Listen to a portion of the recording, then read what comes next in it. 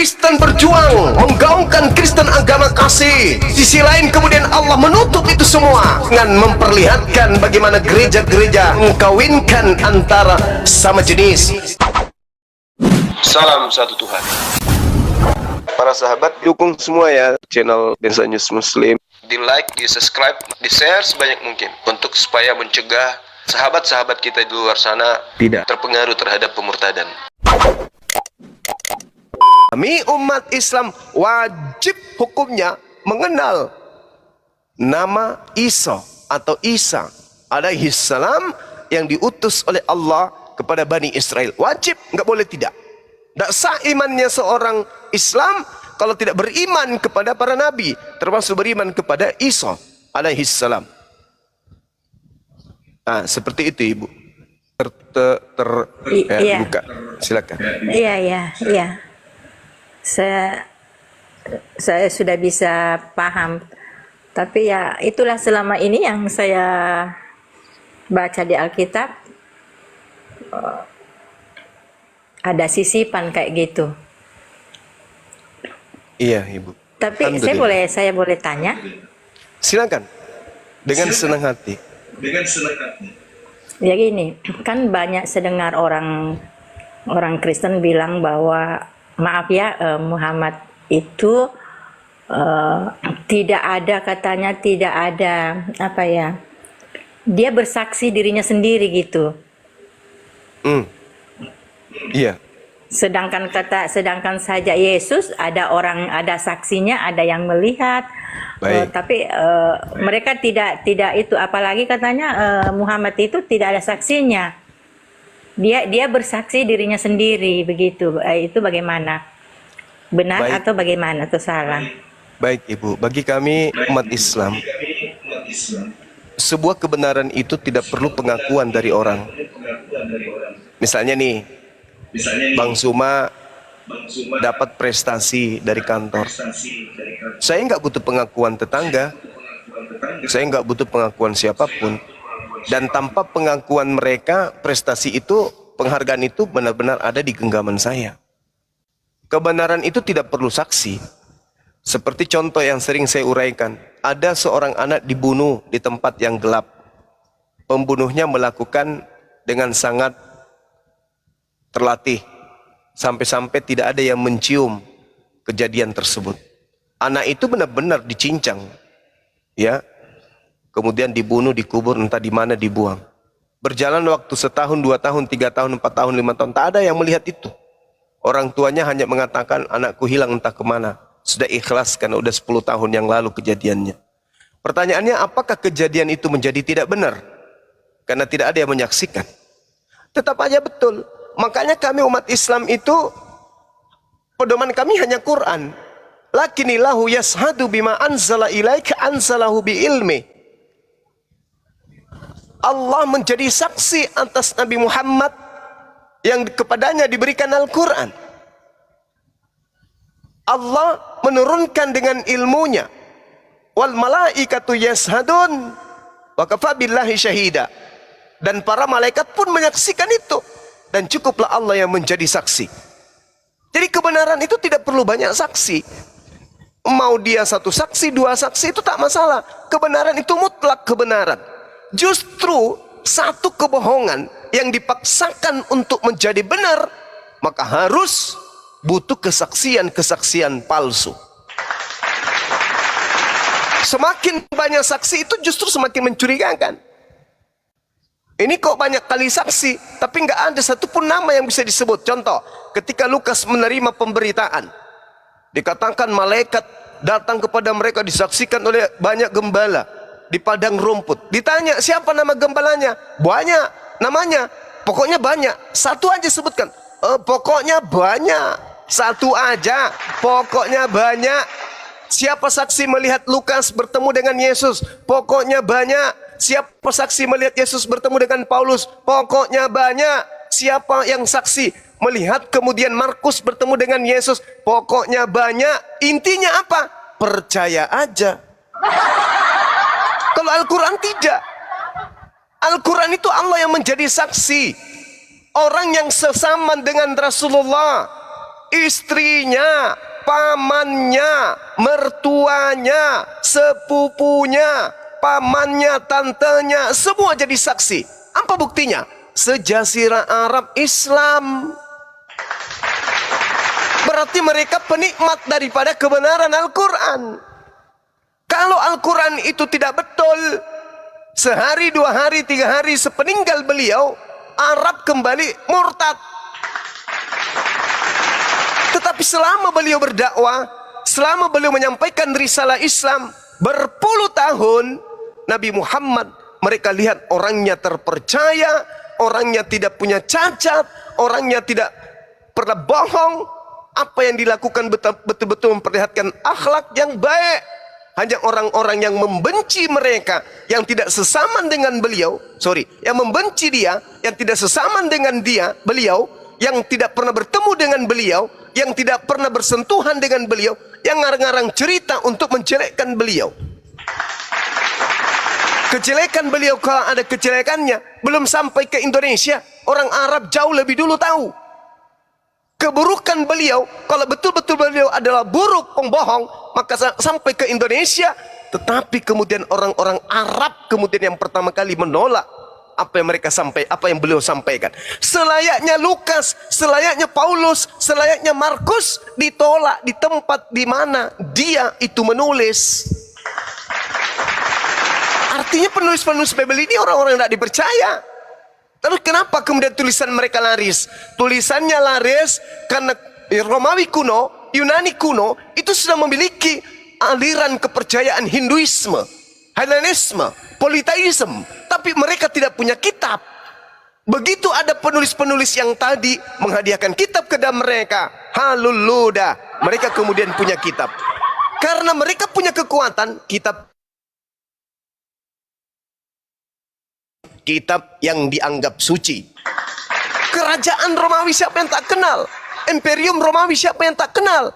Begitu Imperium mengatakan, Kaisar mengatakan, wajib hukumnya kalian menjadi Katolik, tidak penggal. Maka semua orang di bawah kuasa Kekaisaran Romawi akan menjadi Katolik. Berkuasalah agama itu. Tapi kenapa Yesus sendiri tidak pernah Kristen? Kenapa Yesus sendiri tidak mengenal perjanjian baru? Kenapa Kristen sendiri tidak memberikan legitimasi kepada penulis perjanjian baru? Kenapa Yesus tidak pernah masuk gereja? Kenapa Yesus tidak memberikan legitimasi terhadap kekristenan, terhadap Romawi, terhadap Katolik, dan seterusnya? Kenapa? Nah, orang yang cupu tidak menggunakan akal, apa katanya? Pokoknya kami percaya Bang Suma, karena banyak saksi-saksi. Hati-hati. Pembohong ketemu pembohong, lalu kemudian bertemu dengan pembohong, lalu dibenarkan oleh pembohong, lalu diaminkan oleh pembohong, maka kebohongan dan kebohongan akan menjadi seperti seakan-akan. Seakan-akan. Saya ulang, kebohongan itu kalau didukung oleh kekuatan, maka kebohongan itu seakan-akan nampak seperti kebenaran. Islam tidak akan sampai ke Indonesia kalau apa yang ibu jadikan standar saksi. Rasulullah menerima Al-Quran. Misalnya wahyu pertama, Iqra bismi rabbikal ladzi khalaq, khalaqal insana min alaqa. Ayat ini disampaikan Rasulullah kepada para sahabatnya. Diterima. Apakah mereka langsung percaya? Kagak. Sebagian mereka menentang, sebagian mereka menolak. Besok hari Rasul menerima wahyu lagi. Sudah mulai ada yang terketuk hatinya. 2 hari kemudian menerima wahyu lagi. Terketuk hatinya. Sudah mulai ada yang jatuh cinta. Udah mulai ada yang menyatakan menjadi pengikut. Aku beriman kepadamu wahai Rasulullah. Perkenalkan kepada aku Tuhanmu. Siapa Tuhanmu itu? Rasulullah memperkenalkan. Ini orang semua jatuh cinta. Sehingga sebenua Arab kemudian la ilaha illallah Muhammad Rasulullah. 1400 tahun Yesus konon penguasa, namanya hebat. Bahkan sebagian besar orang Kristen lebih mula-mula menganggap dia adalah jelmaan Tuhan. Tapi kok ditolak? Tapi kok gagal? Nah, terakhir, berbicara mengenai kesaksian ibu. Coba kita baca di dalam Yohanes 8. Apa pengakuan Yesus di sana? Jika engkau menghakimi manusia, Gini, aku tidak pernah menghakimi manusia, gitu ya teman-teman. Gini, kamu menghakimi menurut manusia. Aku tidak menghakimi seorang pun. Dan jikalau aku Yesus menghakimi, maka penghakimanku itu betul. Sebab aku tidak seorang diri, tetapi aku bersama dengan Bapa yang mengutus aku. Dan dalam kitab Tauratmu ada tertulis bahwa kesaksian dua orang adalah sah. Akulah yang bersaksi tentang diriku sendiri, satu, dan Bapa yang mengutus aku juga bersaksi tentang diriku, dua. Berarti cukup dua. Aku dan Bapakku saja. Anda mau terima, Anda mau tidak terima, EGP. Yang jelas aku menghakimi bukan dari diriku sendiri, tetapi dari Dia, Bapa yang telah menemani aku. Aku tidak seorang diri, aku berdua dengan Bapa. Sebab di dalam kitab Tauratmu pun dikatakan dua orang saksi itu adalah sah. Inilah yang dikatakan oleh Al-Quran. Lakinillah yashhadu bima anzala ilaika anzalahu bi ilmi wal malaikatu yashhadun wa kafa billahi syahida. Justru Rasulullah ini bukan cuma berdua dengan Allah, tapi disaksikan oleh para malaikat. Allah menjadi saksi atas Al-Quran yang diturunkan kepadamu wahai Nabi Muhammad. Allah menurunkannya dengan ilmunya, dan para malaikat-malaikat pun menyaksikan, dan cukuplah Allah yang menjadi saksi. Wa kafa billahi syahida. Jadi bagi kami tak ada keraguan, karena Al-Quran dihafalkan bukan berdasarkan kesaksian. Kalau berdasarkan kesaksian bahaya. Kenapa? Karena bisa jadi orang-orang yang ada di sekelilingnya itu bersaksi palsu. Kenapa? Karena mereka ini bukan nabi. Yang nabi cuma satu, yaitu baginda Rasulullah Muhammad SAW. Kalau mereka menjadi saksi, aku bersaksi, aku bersaksi, aku bersaksi, bagaimana kita bisa menjamin orang-orang selain daripada nabi itu kesaksiannya betul? Apa jaminannya? Apa jaminannya? Tidak bisa. Pejabat sekarang sekolah tinggi-tinggi menjadi prop, disumpah dengan Al-Quran, disumpah dengan Bible, berjanji atas nama Tuhan. Faktanya mereka pembohong. Ada, bukan di negara kita, tapi di luar sana. Faktanya mereka berbohong, padahal sudah bersaksi. Tapi kalau Allah yang bersaksi dengan Rasulnya, dengan Nabinya, tak ada keraguan untuk itu. Nah, inilah yang disifati oleh kitab Ibu. Disaksikan, disaksikan, disaksikan, disaksikan. Siapa mereka? Disaksikan oleh ini, disaksikan oleh itu. Mereka ini siapa? Wong Paulus aja kita tidak tahu siapa bapaknya, siapa mamanya. Tiba-tiba menghadiahkan 13 buku kepada Romawi. Paulus ini anaknya siapa sih? Kok bisa menentang perkataan dari yang maha tinggi yang datang kepada para nabi? Kita nggak tahu. Nah, inilah hebatnya orang Katolik. Percaya begitu saja pemberitaan dari Paulus, yang mereka pun bingung siapa nama bapaknya, siapa nama ibunya, orang dari mana, bagaimana masa kecilnya, masa remajanya, masa kanak-kanaknya, masa dewasanya. Mereka nggak tahu, gelap. Tapi karena mereka memiliki aliran kepercayaan politeisme yang tidak memiliki buku kitab suci, maka begitu mereka menyeleksi di konsili-konsili atau kitab-kitab yang mereka kanon, seketika mereka melantik kitab-kitab tersebut sebagai kitab suci mereka. Itulah yang terjadi, Ibu. Jadi bagi kami umat Islam, kami tidak butuh saksi. Yang kami butuhkan adalah kebenarannya. Apa yang diterangkan Al-Quran 1400 tahun kemudian bisa kita lihat realisasi atau bukti yang termaktub di dalamnya. Kita bisa buktikan dari segi ilmu, dari segi kedokteran, dari segi pendidikan, dari segi ketajaman akal, dari perkataan yang ada di dalamnya tentang orang-orang kafir, tentang apa yang akan terjadi, bumi, laut, daratan, langit, semua diterangkan dalam Al-Quran. Jadi nggak butuh saksi. Tetapi kamilah seluruh umat Islam ini yang bersaksi atas kebenaran Al-Quran itu. Makanya dikatakan asyhadu alla ilaha illallah. Kami bersaksi, aku bersaksi, tidak ada Tuhan selain Allah. Wa asyhadu anna Muhammad Rasulullah. Dan kami bersaksi bahwa Nabi Muhammad adalah utusan Allah. Selesai. Yang maha melihat, yang maha menyaksikan, yang maha mendengarkan, yang maha mengetahui, itu mendengarkan dan melihat apa yang kami persaksikan. Demikian Ibu, mohon maaf panjangan. Terima kasih. Masya Allah, ahi alumni kiamat. Barakallahu fiik. Ya, silakan Ibu kalau ada tanggapan atau ada tambahan dari guru-guru saya yang ada di sini. Iya, tadi saya sudah simak Tapi boleh saya bertanya lagi, soalnya kan Silakan, gini, Ibu. kalau sifat-sifat baiknya seseorang kita tidak perlu bahas kan baik. Tapi Iya. kan banyak yang saya dengar ya, yang saya dengar dan Iya. juga saya sering juga dengar apa ya khotbah-khotbahnya orang Islam bahwa Siap. eh, Nabi Silakan, Bu. Nggak usah Muhammad ragu. itu banyak Iya.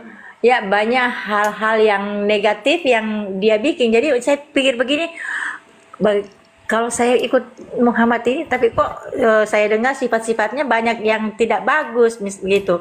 Misalnya menikahi anak di bawah umur 9 tahun, terus apalagi menikahi pokoknya banyak tentang pernikahan, kayak pokoknya banyak istrinya gitu. Terus suruh minum orang air seni ya kan, onta, kencingnya Kencing onta onta, Bu. disuruh Kencing minum. onta. Iya, yang saya dengar itu kan yang kayak begitu. Tapi mereka tanya sama Ustadz mengiyakan itu. Jadi bilang, bagaimana seorang nabi seperti itu? Iya. Bagaimana itu, Pak? Baik, baik Ibu. Jadi gini, kalau hal negatif yang diceritakan kemudian yang terjadi pada masa lampau, lalu kita menilainya dengan keadaan kita pada hari ini, ya itu pasti sudah tidak adil itu ya. Pada 1400 tahun silam kita tidak bisa munafik bahwasanya beberapa tahun yang lalu kita masih mendengarkan nenek kita menikah belum tamat SD. Bahkan ada yang menikah belum haid. Apakah itu menjadi sesuatu yang buruk? Apakah itu menjadi sesuatu yang negatif? Bukankah itu cerminan kasih dan sayang? Itu yang pertama. Kita jangan munafik.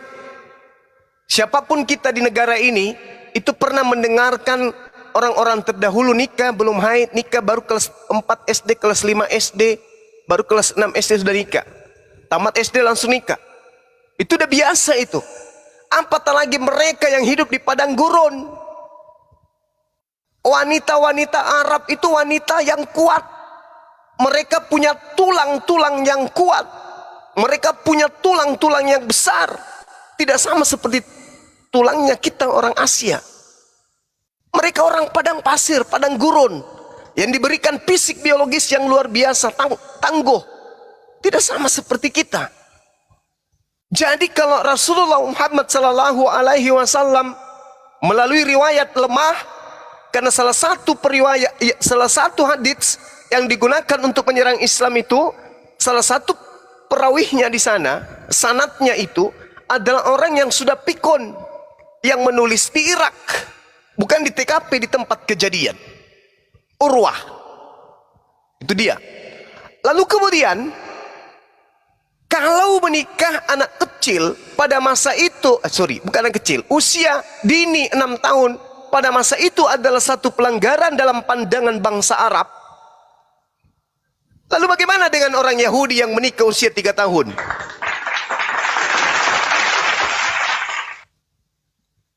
Itu yang kedua. Yang ketiga, andai saja itu betul, kenapa baginda Rasulullah Muhammad sallallahu alaihi wasallam tidak dihina, tidak direndahkan, tidak dicemooh, tidak disudutkan, tidak dianggap sebagai sesuatu yang melanggar? Bahkan mereka mengagung-agungkan baginda Rasulullah Muhammad SAW. Yang keempat, orang yang dinikahi anaknya bahagia, bahagia sebahagia-bahagianya. Wanita yang dituduh sebagai anak kecil pun bahagia sebahagia-bahagianya. Lalu apa yang salah? Wanitanya bergembira, wanitanya bahagia, keluarga bahagia, umatnya bahagia, tempatnya di sana semua berbahagia dengan kepernikahan itu.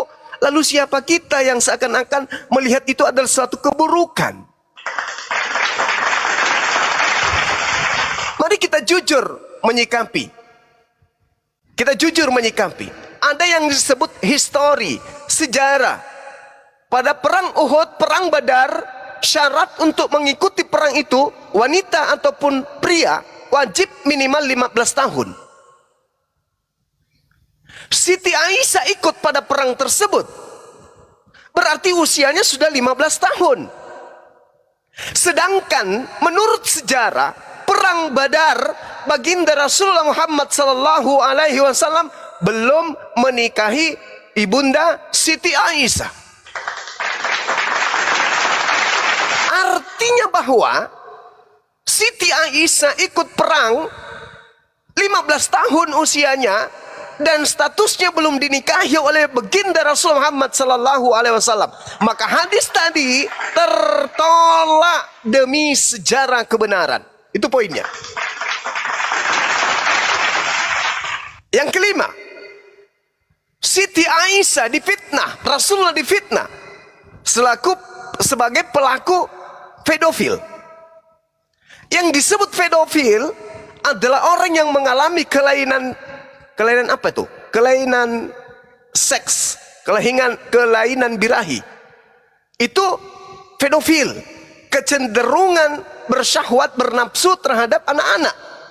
Siapa anak-anak yang dinikahi? Siapa anak-anak yang pernah dicabuli oleh beliau? Tak ada satupun. Siti Aisyah, kalau dia korban pedofil, menurut ilmu kedokteran, korban pedofil akan trauma besar, trauma yang sangat-sangat luar biasa kepada pelakunya. Benci kepada pelakunya yang melakukan terhadapnya. Tidak suka kepada pelakunya. Jangankan melihat yang melakukan itu terhadap dirinya. Benda-benda yang pernah dipakai atau diberikan itu akan jijik untuk disentuh. Tapi apa faktanya? Satu-satunya wanita yang menghafalkan minimal 2000 hadits baginda Rasulullah Muhammad sallallahu alaihi wasallam hanyalah ibunda Siti Aisyah.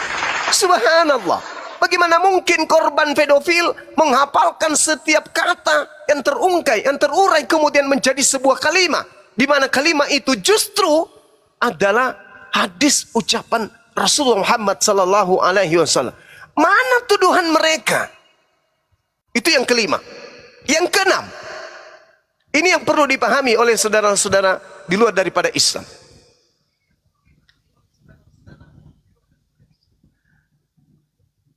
Kalau melihat dari cerita ini, lalu bagaimana dengan Yesus? Mohon maaf nih, bagaimana dengan Yesus yang berasal dari keturunan pesina?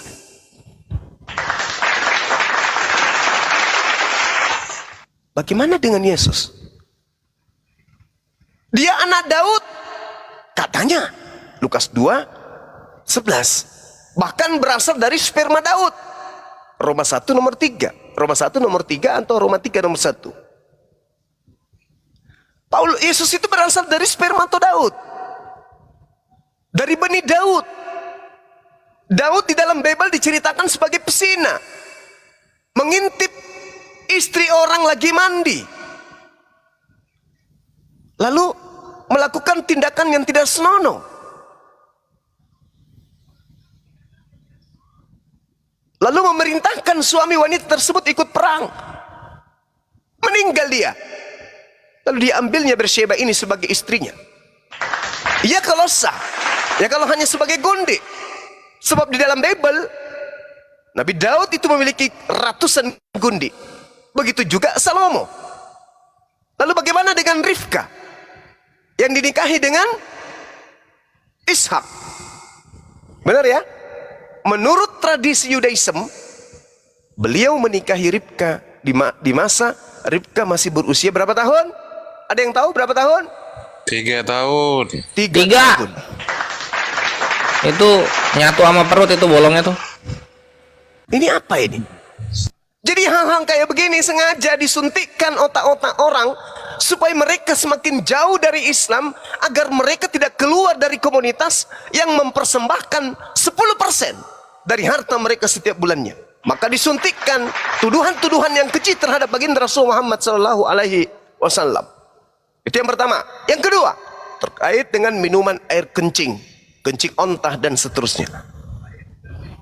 Pada masa itu belum ada rumah sakit, belum ada obat diare, belum ada obat flu, belum ada obat asma.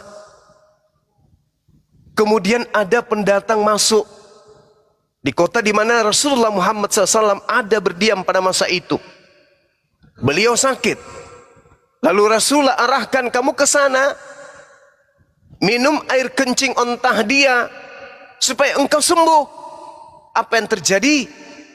Orang itu minum campur dengan susu onta, sembuh orang itu. Apa yang terjadi?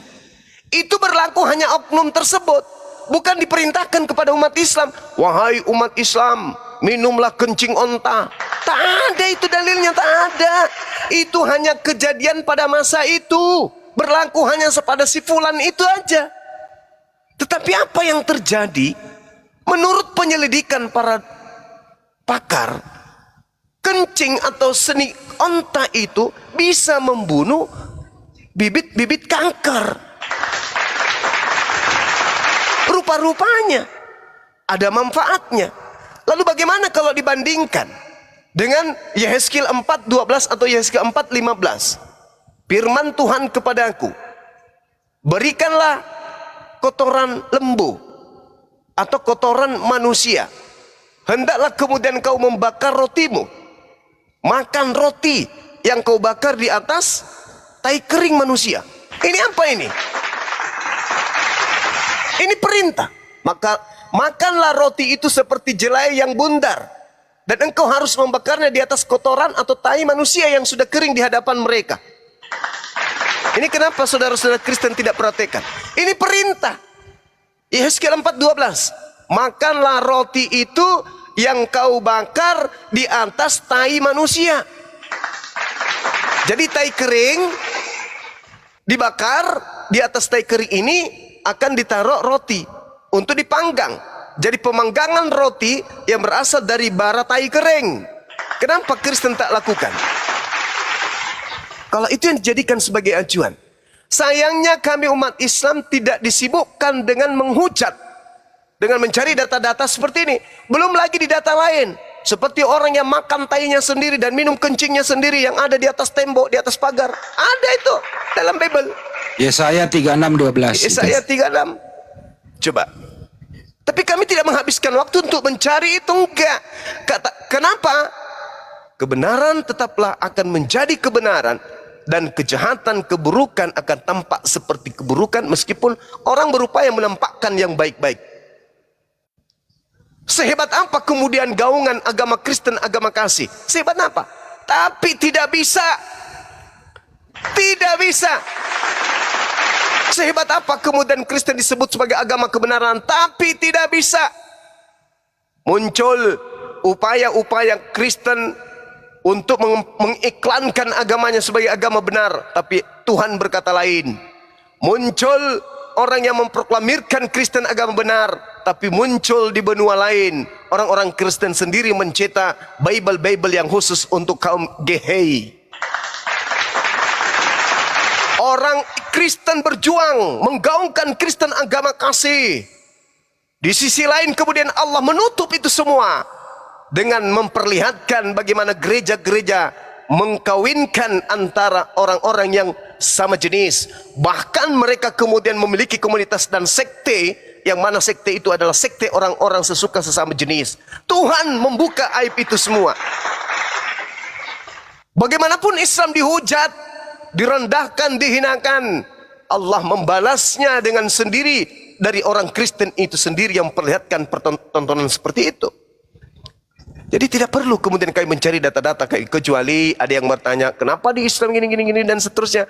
Ingat, itu sifatnya hanya temporer. Waktu itu ada seorang yang datang kepada Rasulullah, kemudian minta untuk disembuhkan. Rasulullah perintahkan, kamu minum itu.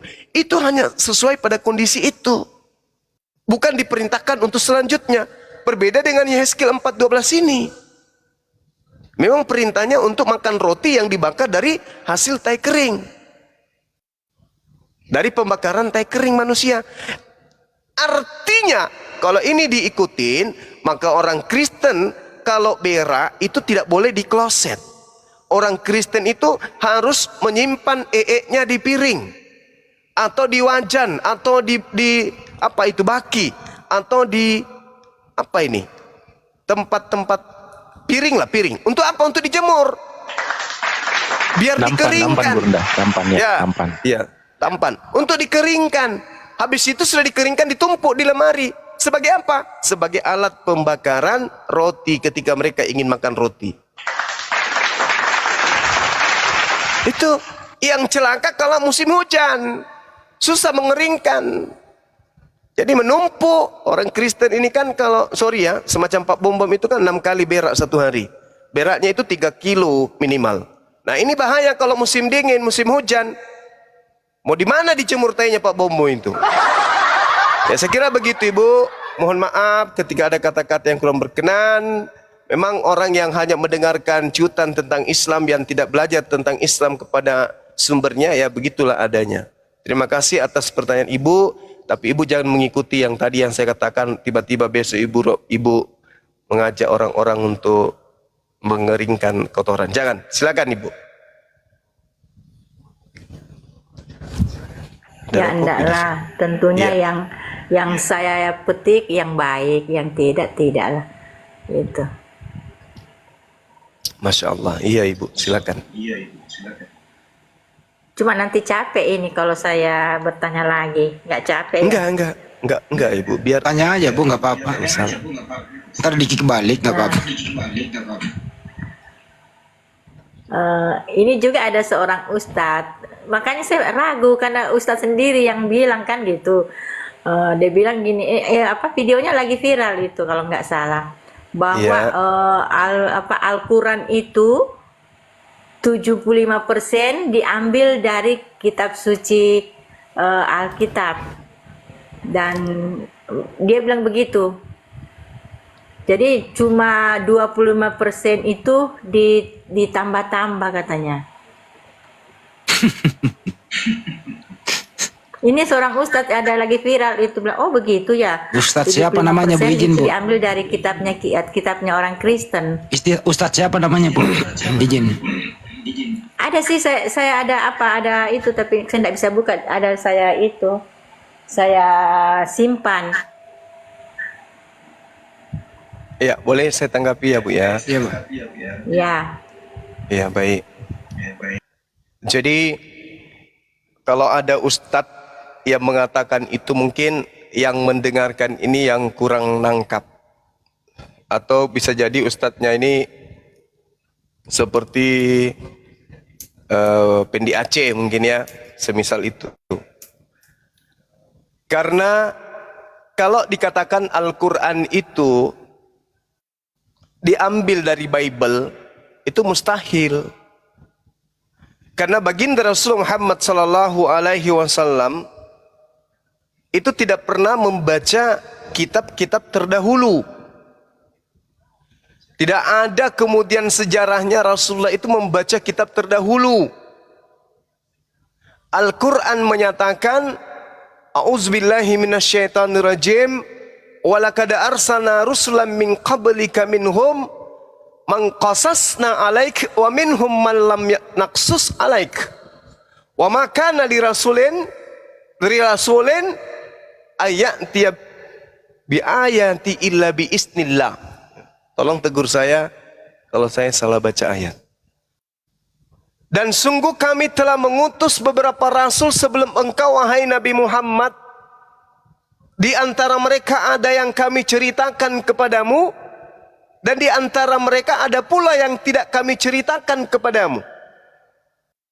Tidak ada seorang rasul pun membawa satu mukjizat kecuali atas izin Allah.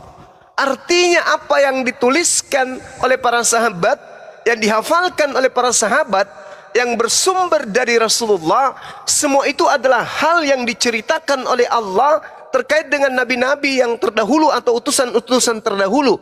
Ada yang diceritakan, ada juga yang tidak diceritakan. Makanya Al-Quran mengatakan, Wa kadzalika auhayna ilaika ruhan min amrina ma kunta tadri mal kitab walal iman walakin ja'alnahu nuran nahdi bi man nasha'u min ibadina wa innaka tahdi ila siratal mustaqim. Demikianlah kami wahyukan kepadamu wahai Nabi Muhammad berupa roh, yaitu Al-Quran, dengan perintah kami. Sebelumnya engkau tidak pernah mengetahui apa itu kitab dan apa itu iman, tetapi kami jadikan Al-Quran itu sebagai cahaya. Dengan itu kami memberi petunjuk siapa yang kami kehendaki di antara hamba kami. Dan sungguh engkau wahai Nabi Muhammad benar-benar membimbing manusia kepada jalan yang lurus.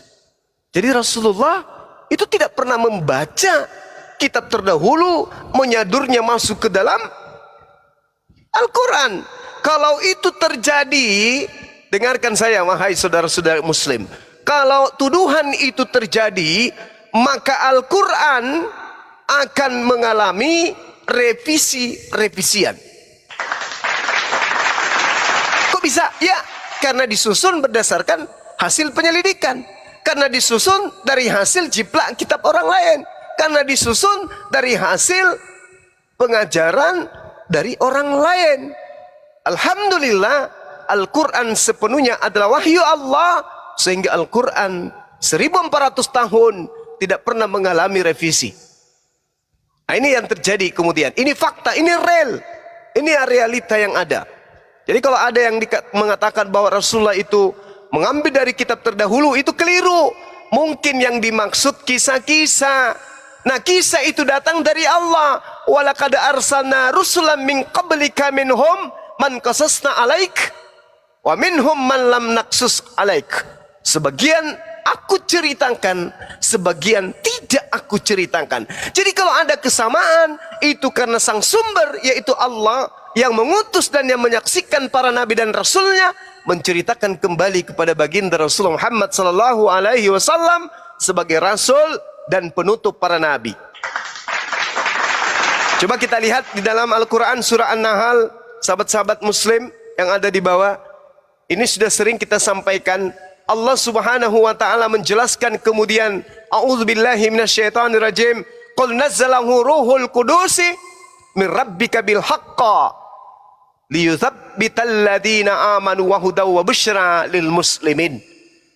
Katakanlah wahai Nabi Muhammad, Roh Kudus menurunkan Al-Quran dari Allah dengan kebenaran untuk meneguhkan hati orang yang telah beriman dan menjadikan petunjuk serta kabar gembira bagi orang-orang yang berserah diri kepada Allah. Menurut Al-Quran surah An-Nahl ayat 102, Roh Kudus utusan Allah datang kepada baginda Rasul Muhammad sallallahu alaihi wasallam mewahyukan Al-Quranul Karim. Jadi Rasulullah tidak menyontek, tidak mengambil dari kitab manapun. Ini murni dari Allah subhanahu wa ta'ala. Makanya dikatakan, madalla sahibukum wa ma gawa. Kawanmu Nabi Muhammad tidaklah sesat dan tidak pula keliru. Wa ma yantiqu anil hawa. Dan tidaklah yang diucapkan oleh nabimu itu, oleh Nabi Muhammad itu adalah menurut nafsunya, menurut keinginannya. In huwa illa wahyu yuha.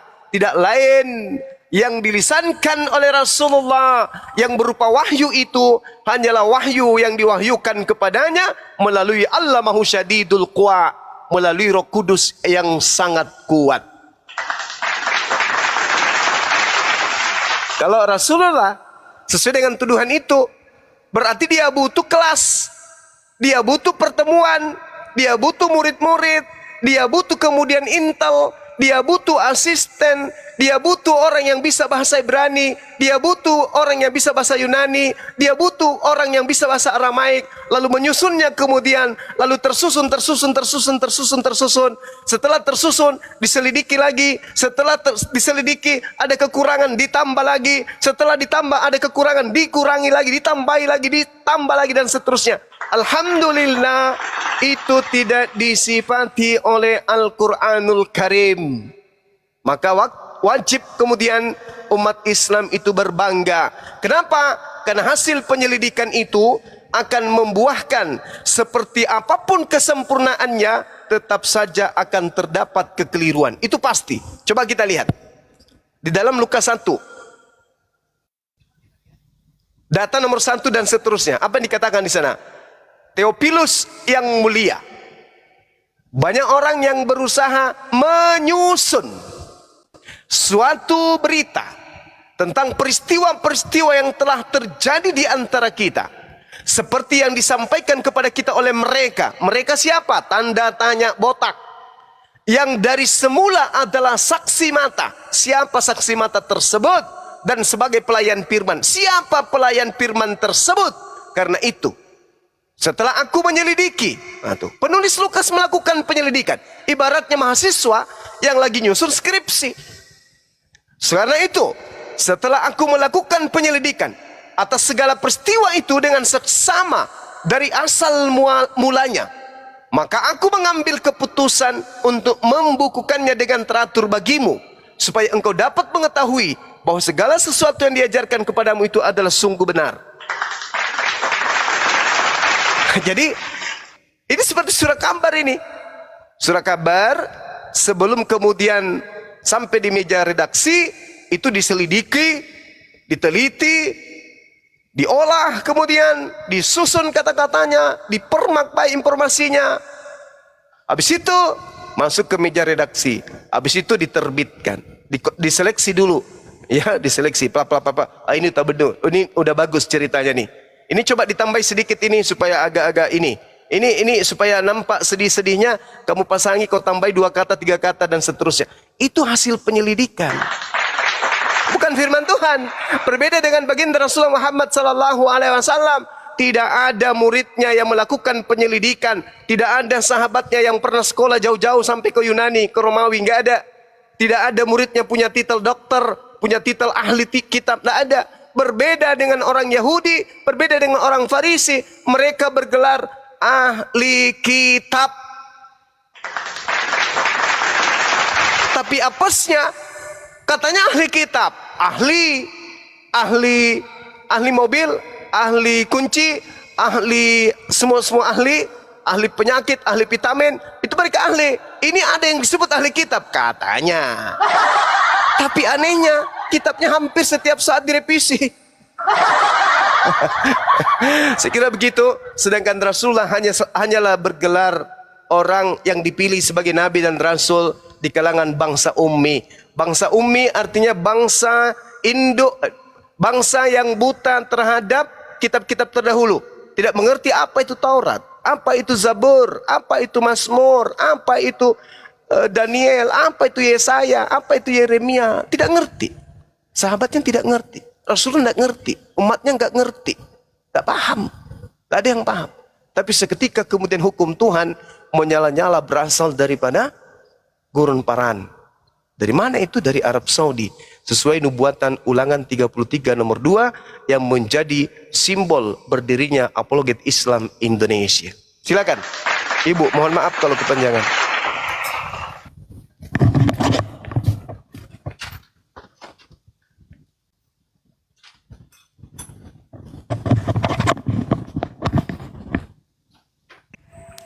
Jangan tidur, Bu. Guru Ndajuma, assalamualaikum Iya, terima teman-teman kasih. semuanya. Waalaikumsalam warahmatullahi wabarakatuh. Bang Ardi sudah saya kirim di WhatsApp, Bang Ardi.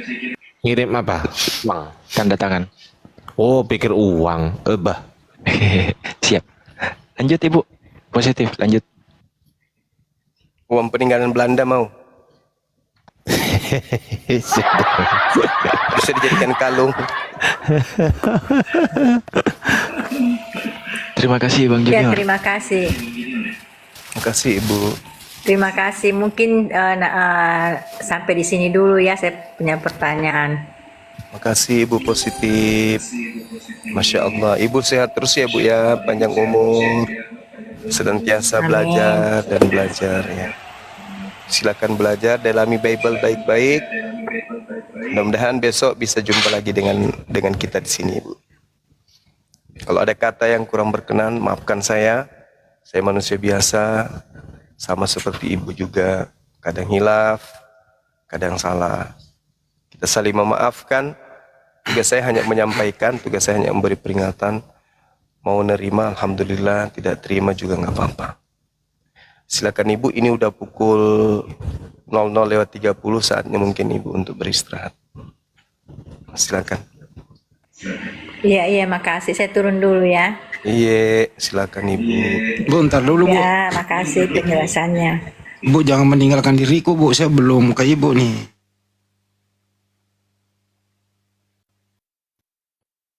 Tadi Bapak, siapa ini Bapak Suma sudah jelas sekali, sudah jelas, saya sudah mengerti, paham apa maksudnya gitu. Kalau Ibu percaya nggak ada penyaliban penebusan dosa, Bu?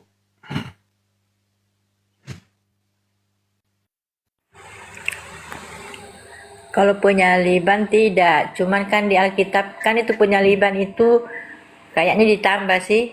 Yang ada kan digantung dalam satu tiang, dalam satu palang gitu.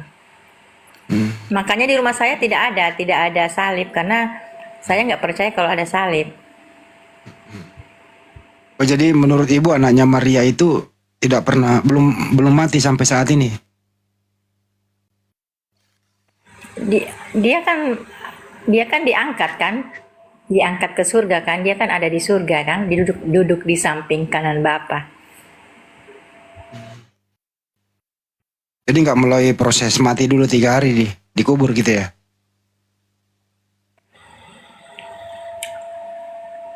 Yang kalau saya baca ada hari ketiga dia dibangkitkan oleh Allah. Oh, jadi tetap Ibu percaya bahwa anaknya Maria itu mati dulu disalib, mati dulu gitu. Iya, karena kan di Alkitab ada ngomongnya seperti itu. Itu menurut Ibu itu yang menghendaki dia mati kayak gitu, siapa menurut Ibu? Perintah Tuhan gitu, Bu? Sebenarnya sih kalau saya baca Allah tidak pernah menubuatkan bahwa Yesus itu akan dibunuh, begitu kasarnya kan, dibunuh. Tidak ada dinubuatkan, cuma Allah menubuatkan bahwa akan ada akan ada penyelamat, yaitu Yesus kan. Itu yang saya tahu hanya itu. Cuma tapi kalau bilang mati hari ketiga dibangkitkan, yang itu saya baca di Alkitab. Tapi Allah tidak pernah maksudnya merencanakan Yesus mau dibunuh. Terus kalau jadi adapun ya, kalau bukan Tuhan yang merencanakan, terus itu rencana siapa, Bu? itu tidak ada perencanaan. Maksudnya Yesus kan memberitakan kabar baik. Jadi ada yang menganggap dia Tuhan, ada yang tidak percaya bahwa dia itu utusan Allah. Nah, yang orang yang tidak percaya mungkin pada saat itu yang yang bunuh dia gitu. Makanya Yesus kan berdoa kepada Allah kan, ya. Menurut Ibu yang membunuh Yesus ini orang sesuai Orang perintah yang Tuhan. tidak senang sama orang yang tidak senang sama Yesus. Jadi dia bunuh gitu ya? Iya. Ibu anggap sebagai penebusan dosa nggak itu pembunuhan itu, Bu? Begini, kalau penebusan dosa untuk maksudnya misalnya kita punya salah ya, masing-masing pribadi punya salah, bukan itu sebenarnya yang Yesus tebus, bukan dosa kita, tapi yang dia tebus itu bukan yang dosa kita ya kita sendiri yang tanggung masing-masing. Tapi yang saya yang pahami di sini bahwa yang Yesus tebus yaitu yang Adam hilangkan kan. Adam kan diciptakan oleh Allah untuk hidup selamanya, hidup kekal, tidak ada penyakit, pokoknya sempurna, tidak ada penyakit, tidak tua, maka hidup abadi, tidak mati gitu. Jadi waktu Allah bilang jangan kamu makan buah itu, kalau kamu makan buah itu kamu akan mati. Tapi Adam kan tidak taat kepada Allah, akhirnya dia mati. Seandainya kalau dia tidak makan buah itu, dia tidak akan mati. Terus dan Yesus tidak akan, dan Yesus hubungannya tunggu dulu apa ya. hubungannya Adam Dan Yesus sama Yesus tidak akan mati, Bu? tidak akan turun. Ya bagaimana? Terus apa hubungannya Adam Yesus mati disalib? Apa hubungannya? Ya iya, karena dia menebus yang Adam hilangkan itu kematian. Dia kan kematian kan ya.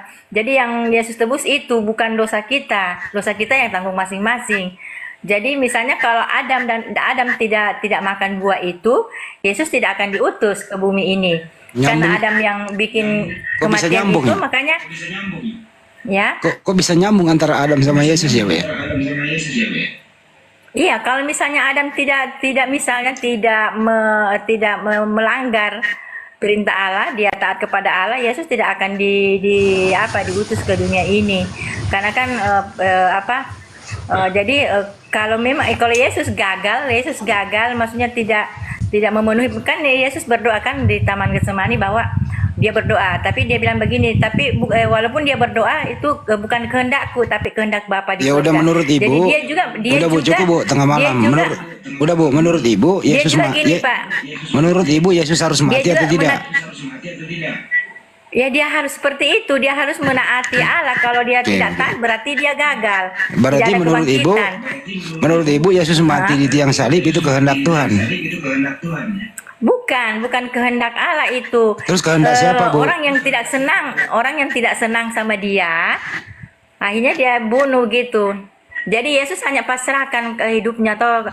Dia bilang karena Yesus yakin bahwa setelah kematian ada kebangkitan, dia akan dibangkit. Makanya waktu hari ketiga Yesus dibangkitkan oleh Allah kan dan diberi kemuliaannya itu duduk di samping yang bunuh kanan Yesus Allah. Dia siapa? dibangkitkan, dia hidup. Yang Ya? bunuh Yesus siapa, Bu? Yang bunuh Yesus. Bagaimana? Yang bunuh Yesus siapa? Yang tidak senang sama dia, yang tidak senang, tentara Romawi kan gitu. Yang akan diperintahkan gitu. Berjasa nggak itu, Bu? Sebenarnya Mereka berjasa nggak dia itu, Bu? Nggak berjasa sih, karena kan dia kan nanti ala yang hukum mereka. Kalau nggak berjasa terus apa gunanya mereka bunuh Yesus? Gunanya Yesus mati buat itu apa, Bu? Sebenarnya bagaimana mau jelaskan? Ya pokoknya yang saya baca gitu, yang seperti itu. Tapi pemahaman saya beda dengan yang percaya Tritunggal, beda. Iya, Yang dia tebus bukan dosa kita. ibu gitu. bukan Kristen kalau begitu. Jangan ngaku-ngaku Kristen kalau nggak Trinitas. Biarin aja. Pak, saya enggak mau bohong. Saya ini Kristen, asli Kristen. Cuma saya pemahamannya baca Alkitab ya seperti itu. Ibu Tapi gereja misalnya mana kalau sih? ada memang, tapi kalau begini Pak, kalau memang ada buktinya bahwa Yesus tidak dibunuh gitu kan, enggak usahlah disalib lah, dibunuh gitu. Kalau memang ada aslinya seperti itu, kenapa tidak saya jadikan kayak PR begitu kan? Ya udah ibu masuk Islam aja kalau nggak mengaku Yesus Tuhan. Kok repot sih? Nggak bisa juga Pak, kita juga harus seperti tadi saya bertanya sama Pak siapa ini Pak Suma kan, makanya saya tanya apakah memang di Islam seperti ini kan, tadi kan dia sudah jelaskan, saya Pak begitu ya kan, kita nggak boleh langsung Jangan gini loh kalau Bu, misalnya, ibu yang cantik yang baik, ibu jangan menafsirkan sesuai dengan pola pikir ibu. Jangan gitu Harusnya lah, ibu Pas. Biarin dulu, Pak. Biarin dulu, Pak. Firmanmu itu. Bang Arif biarin. kita berbicara berdasarkan Alkitab loh Bu. Jadi yang tertulis di Alkitab itu, ibu kan kalau memang ibu Kristen membaca semua dari Kejadian sampai Wahyu, Yesus itu disalib, terus ibu menyangkal Yesus itu disalib, mati, bangkit, naik ke sorga. Itu ibu menyangkal, terus ibu mengaku Kristen. gini, saya kan tidak menyangkal kalau dibunuh. Tapi tidak disalib kan sama, cuma Akan? apanya beda kan, satu disalib, satu dibunuh kan, yang jelas dibunuh kan gitu. Itu di mana kitab ibu? Di mana? Coba.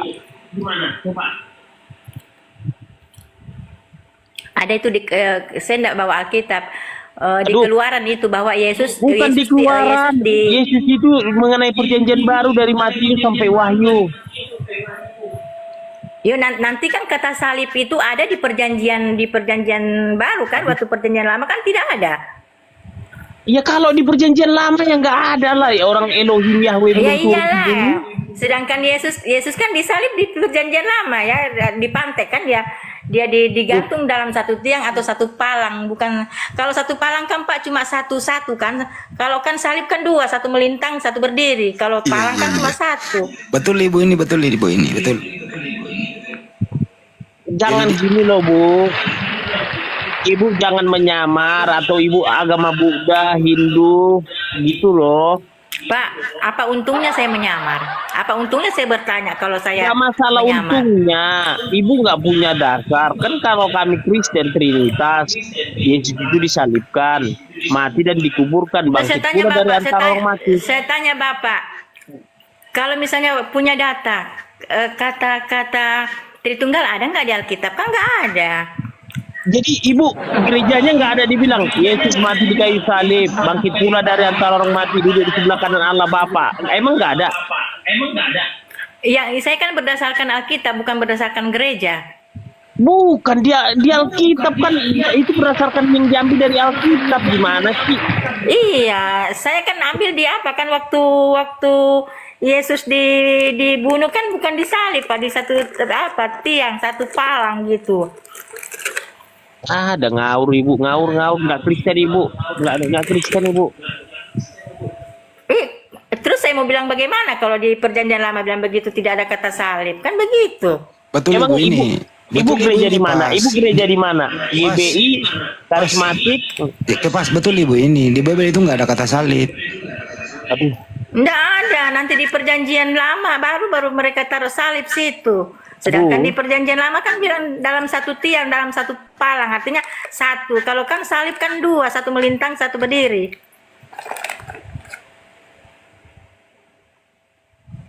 Jadi disulai ya Bu ya. Disulai ya Bu ya. Disulai di atas pohon. Kalau itu yang di atas pohon itu apa? Yudas yang bunuh diri. asli kalinya ibu ngaku Kristen tapi nggak jelas. Aduh yang kayak gini lah. Kurasa ibu udah pernah tes AQ. Ibu udah pernah tes AQ. Tidak perlu tes AQ Kak Pak, yang penting ada di Alkitab, atau faktanya ada di Alkitab Kang, gitu. Yang ibu bilang blunder semua kok.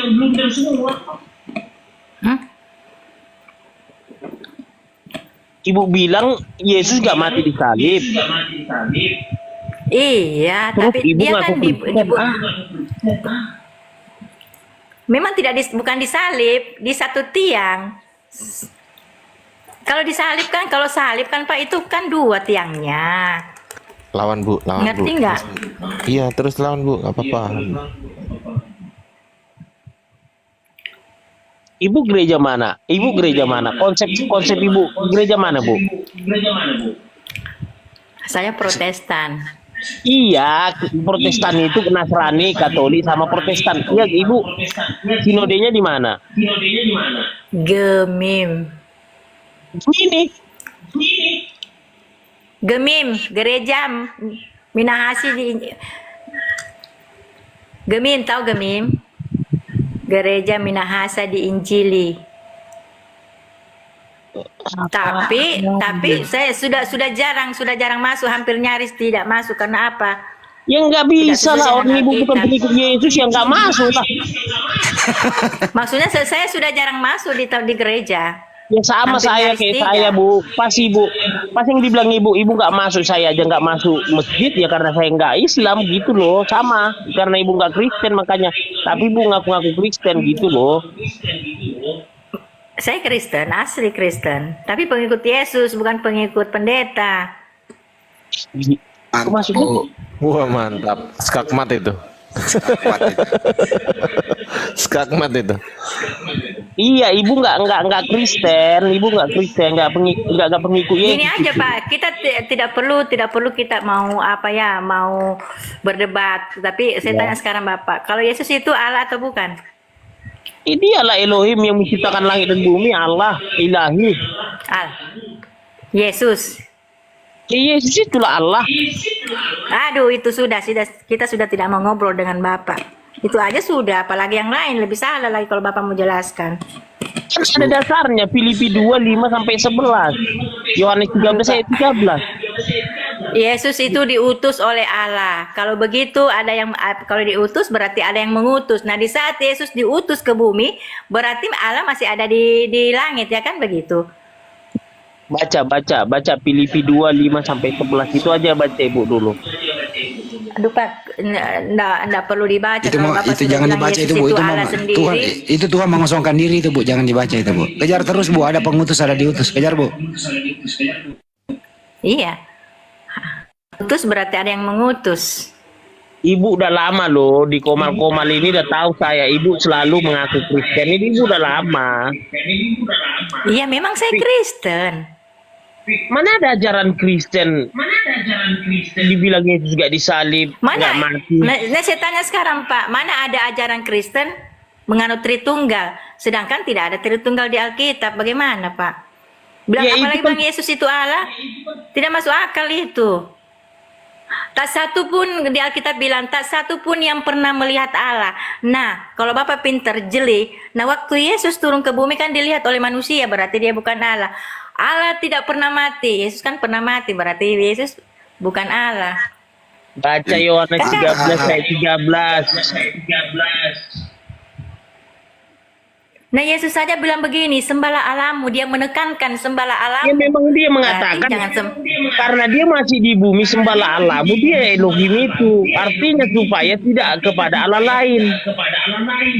Berarti kalau gitu Yesus bohong dong. Apa kata Yesus waktu di bumi bohong? Kalau saya Yesus itu jujur, sembahlah Allahmu artinya jangan sembah saya, sebab Allahku dan Allahmu sama. Oh iya udahlah, yang penting udahlah. Banyak belajar ya Bu Sama, ya, sama. banyak belajar ya. Baca dulu ya dengan baik ya. Hadirkan Roh Kudus, Roh Allah. Sebelum baca Alkitab, hadirkan Roh Kudus. Pas kalah sama ibu-ibu.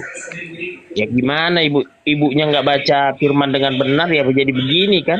Mas, yang gini Pak, saya tidak mau bilang saya yang benar atau Bapak yang benar.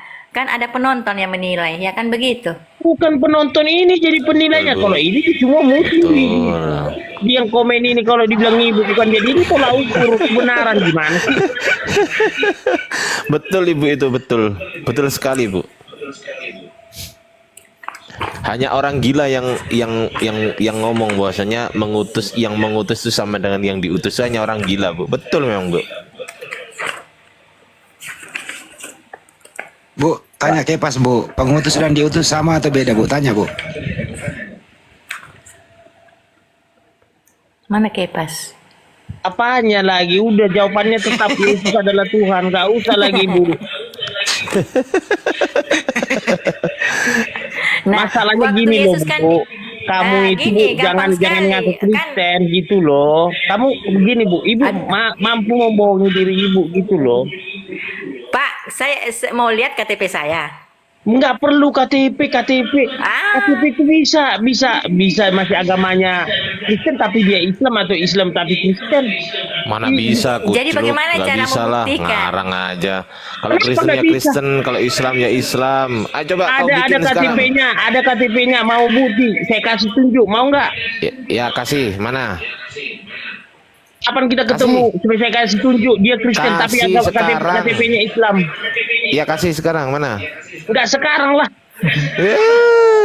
Enggak sekarang. Jadi jangan nggak gini loh. Kita aja berbohong. Gini Pak, kan Pak Acaranya gini apa kan sih? waktu Yesus kan diutus oleh Allah. Dengar dulu Pak, Yesus kan diutus oleh Allah berarti ada yang mengutus. Jadi otomatis Allah masih ada duduk di tahta itu. Buktinya waktu Yesus di apa itu di apa itu? Dibaptis kan, maka terbukalah langit. Nah, yang berteriak di atas itu siapa? Tuh, jawab pas. Ya Matius ilahi 3. salah. Aduh. Yang berteriak di atas itu siapa? Sedangkan Yesus kan ada di bawah. Yang berteriak itu di atas siapa? Itu udah kami bicarakan sama kemarin sama Bang Juma. Ya lu jawab lah Itu pertanyaan Allah ibu itu. itu. Jawab pas, siapa itu? Siapa yang di atas itu? Itu Maka ilahi, makanya ibu nggak ada konsep Trinitas, ibu bukan Kristen gitu loh. bagaimana mau kasih konsep Trinitas sedangkan di Alkitab tidak berdasarkan Alkitab, gimana sih? Itu yang Pak. itu yang di langit itu ya ada Allah ilahi, ada Roh Kudus, ada Yesus, itulah anak Allah. Yesus ada. Yesus yang di bawah itu yang dibaptis siapa? Yang dibaptis di bawah itu siapa dan kalau bukan Yesus? Ya kan dia reinkarnasi dari ilahi. Tapi Ada kan- nggak ayatnya kalau ada nggak ayatnya kalau reinkarnasi? Itu kan Bapak kan ngarang itu kalau reinkarnasi itu kan nggak ada di Alkitab. Makanya dibaca Filipi 2:5 sampai 11 gitu loh. Baca Alkitab. Katanya Kristen. Iya Kristen, makanya saya jelaskan Bapak.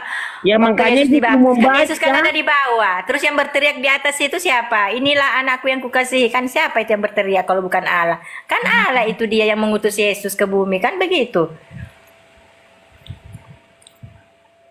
Tahu lah tuh gimana Ibu. Menyerah, Waktu lahir. si Kepas menyerah. Masalahnya lebih enak diskusi sama yang langsung agama Islam ini ngaku Kristen tapi nggak ada Trinitas. Yesus nggak mati di kayu salib. Gila. Ya Jadi- enggak lah, enggak ya. Saya kan berdasarkan Alkitab, bukan berdasarkan Jadi Pak ngapain aku Kipas. Kan Kristen? begitu. Ibu nggak saya larang mau agama apa, tapi jangan ngaku Kristen tapi nggak Trinitas gitu loh. Memang saya bukan Trinitas saya karena kan tidak ada di Alkitab. Kalau ada pun kalau ada tertulis Trinitas di Alkitab, saya mau percaya tapi nggak ada. Coba Bagaimana aku tes memaksakan dulu Unyi sesuatu Nyali yang berdua tidak ini. ada? Coba aku tes Unyi Nyali berdua ya. Waktu Yesus dibaptis Matius 3 kan 13-17. Ada Yesus dibaptis di bumi. Ada suara dari surga, inilah anakku yang kukasihi. Pertanyaan kedua nih Ibu positif sama Kepas. Yang manakah yang Anda sembah? A. Yang Bapak di surga, B. Yang dibaptis.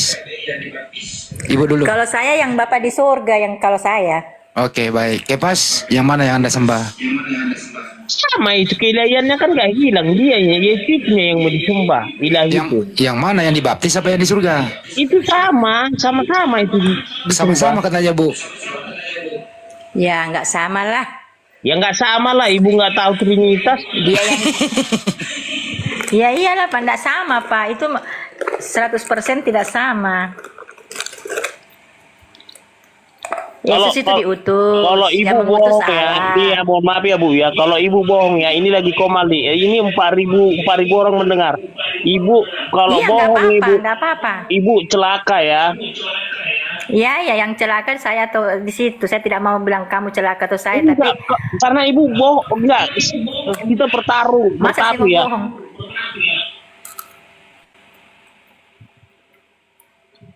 Enggak, ini aja Bu. Kalau Ibu bohong, Ibu bilang Kristen, Ibu enggak Trinitas. Kalau Ibu menyangkal Yesus sebagai Tuhan, tapi Ibu bilang Ibu Kristen, Ibu celaka ya. Ya. Kalau tadi Islam mengaku tidak Kalau mengikuti bapak yang Yesus, kalau bapak yang salah gimana? Disambar petir dia Bu. Disambar petir dia. Ibu, ini tadi Mak, bukan begitu. Kalau tadi misalnya nih, di sini semua ada Bang Juma, ada Bang Hendy, dia nggak ngaku Yesus Tuhan nggak apa-apa, memang sudah ketahuan gitu loh. Mereka nggak Begini, Pak Yang. bohong. Begini Pak Yang, itu masalah kalau ada orang Kristen bukan menuhankan ya, mengatakan bahwa Yesus itu Tuhan, saya ambil tengahnya ya, tidak ada masalah, tapi dia bukan Allah. Kan di Alkitab bilang kalau kita memperhatikan Oke. perut kita kan bisa menuhankan perut kita. Kalau kita Iya, menyembah oke, misalnya baik. menyembah misalnya pohon atau batu, bisa dikatakan Tuhan kalau yang menyembah itu. Oke, baik jadi Bu. kalau Berarti Anda Ibu udah mengatakan bukan Yesus- Kristen ya, karena Ibu udah konsep berpikir kita, bertuhan kita ada beda ya. Berarti oke, nggak apa-apa. Aku jawab ya Ibu ya. Tidak masalah begini Pak, kalau Bapak bilang Yesus itu Tuhan, tapi kalau pengertian saya Tuhan itu Tuhan. Kata Tuhan itu tidak selamanya dia Allah kan begitu. Oke. Jadi dia Ibu Tuhan, Kristen? Tuhan.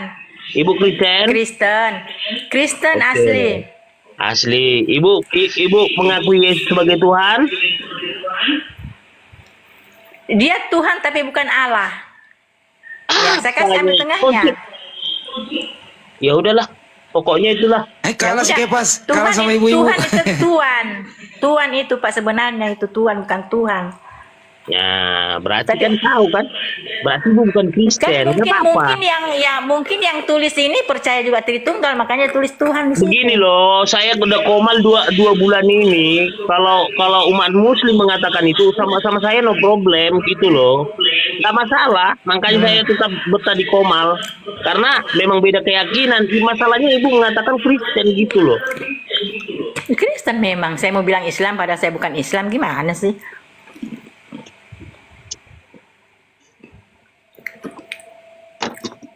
Oh, dapat lawan berat ini malam Hepas. Nah, makanya Yesus waktu diangkat ke surga, dia tidak duduk di tahta Allah kan, karena ada Allah di situ. Dia duduk di samping kanan Bapa. Kan kentara sekali terpisah kan? Bapa Betul. duduk di tahtanya. Tahta Allah ada, tahta anak domba kan, berarti ada dua tahta di Udah. situ. Udah supaya langsung dibuat Ya. acara ini. Tadi kan ada mualaf, asadu. Enggak boleh Sadu. gitu, Pas. Enggak, jangan paksa orang. Tidak. Bang Hendi, lebih bagus Bang Hendi sama saya daripada dia karena dia ngaku Kristen.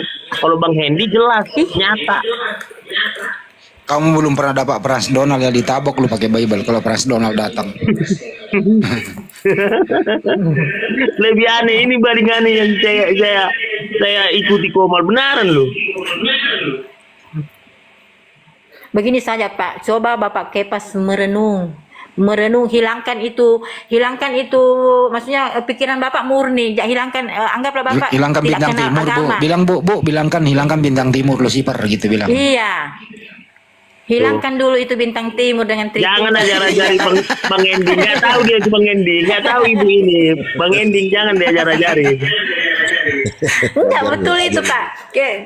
Coba Bapak merenung bahwa Yesus diutus oleh Allah. Oh, berarti begitu. Yesus ada yang utus gitu. Berpikiran seperti anak-anak yang kayak murni gitu, Pak. Pasti Bapak.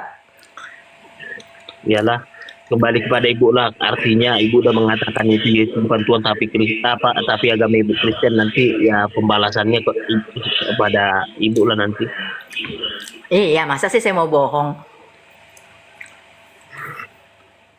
Kali Dan ini itu udah yang sebenarnya itu. Kita punya Alkitab itu Pak benar sebenarnya, cuma ya Tritunggal sudah kasih muter sana, muter sini. Kalau terus menjelaskan Alkitab tidak pernah nggak pernah nyampe. Tapi terus ujung-ujungnya ditanya siapa itu Allah? Siapa itu Yesus? Itu Allah sendiri. Percuma, Bapak. Yesus sesungguh baik, Yesus namamu indah. Dan gitu lah Kepas. Buang doktrinmu Kepas. Coba saya tanya berdua nih, Bu, kalau mau selamat sampai di surga, Yesus itu Tuhan atau utusan Tuhan? Dia utusan Tuhan itu. Aduh. Kepas? Tuhan lah. Dia kan Ya, Tuhan. ya berbeda nih. Oh, orang dia nggak mengakui Trinitas, Bang Hendi.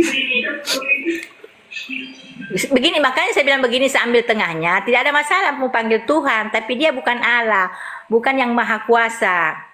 Gitu. Ya, Nggak apa-apa. nggak apa-apa Bu, nggak apa-apa. Kalau saya kan udah saya bilang saya 2 bulan di Komal ini sama beda keyakinan, masih saya kenapa? Tahu saya kalau ibu kan ya ibu oke lah, saya bilang ibu Kristen, tapi kan malah lebih parah lagi Bu yang saya hadapin daripada yang Islam. Ibu, menurut Maksudnya Ibu, parahnya di mana ya? Bu, menurut Ibu Tuhannya Maria itu siapa, Bu? Ya Allah. Ya. Bapak di Kepas. surga Tuhannya. Ya, Kepas, Tuhannya Maria siapa, Kepas? Yesus lah Allah itu. Yesus. Bu, Tuhannya Maria katanya Yesus, Bu. Aduh. Ya nilai sendirilah. Omelin, Bu. Masa ada ibu menuangkan anaknya? Omelin, Bu, si Kepas, Bu. Omelin. Setia Iya, Kepas, setialah sampai mati.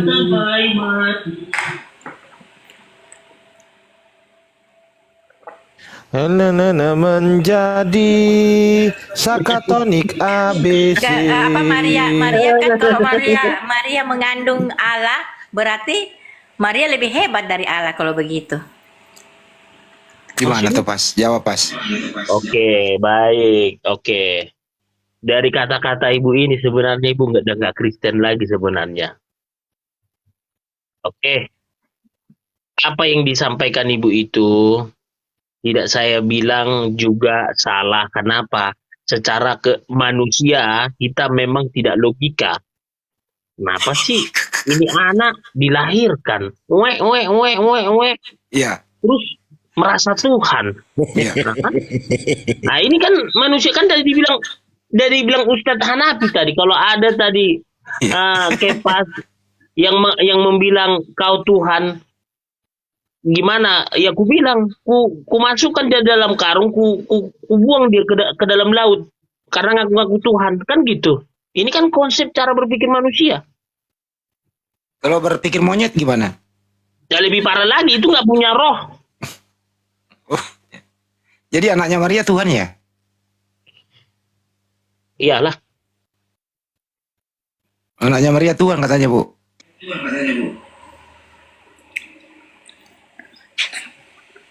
Kalau kan Allah bilang begini, inilah anakku yang kuutus, kan begitu. Nah, kalau misalnya Allah bilang inilah anakku yang kuutus, terus dia turun sendiri, berarti Allah kamu bohong kalau begitu.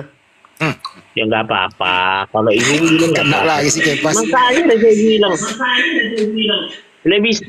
lebih baik sebenarnya saya ngomong sama Ustadz Alif, Bang Juma, Ustadz Ari, Bang Hendi, jelas. Gua nggak disebut kampret.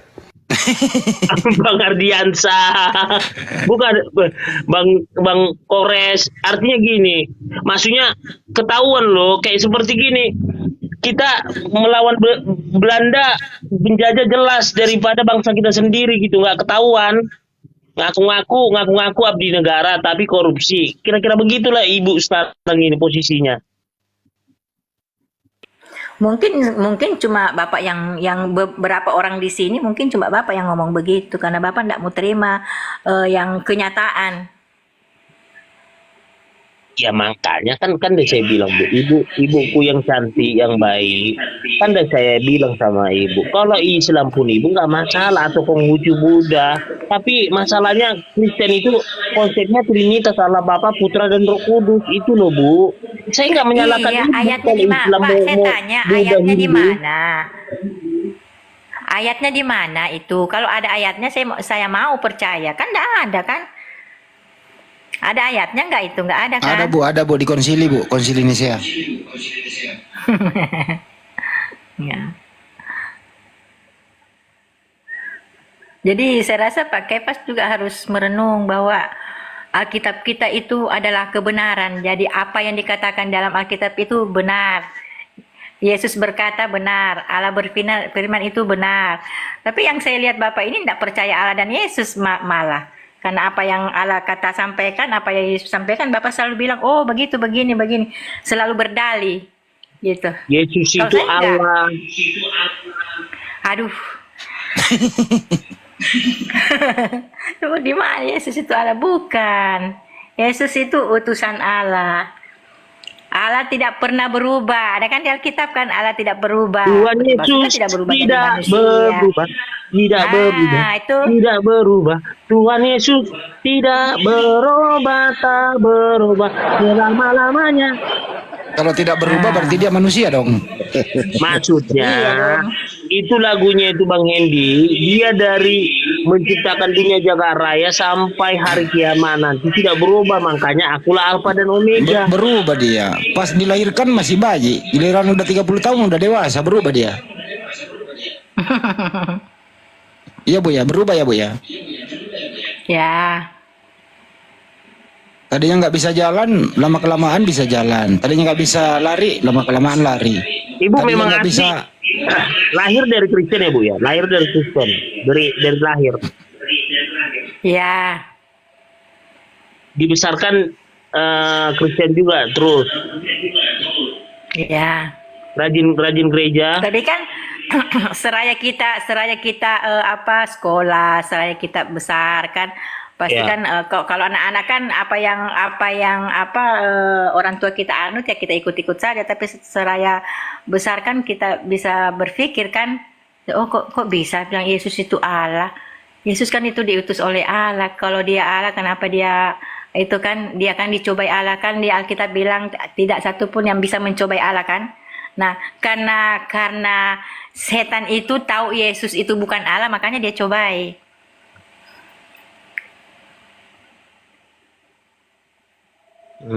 Makin ya. Ya. Iya. Bu, yang mati di tiang salib itu Tuhan atau manusia, Bu? Manusia lah. Kepas, yang mati di tiang salib manusia atau Tuhan? Udah sepaham Bang Endi sama dia. Ngapain aja Bang tanya kalau dia.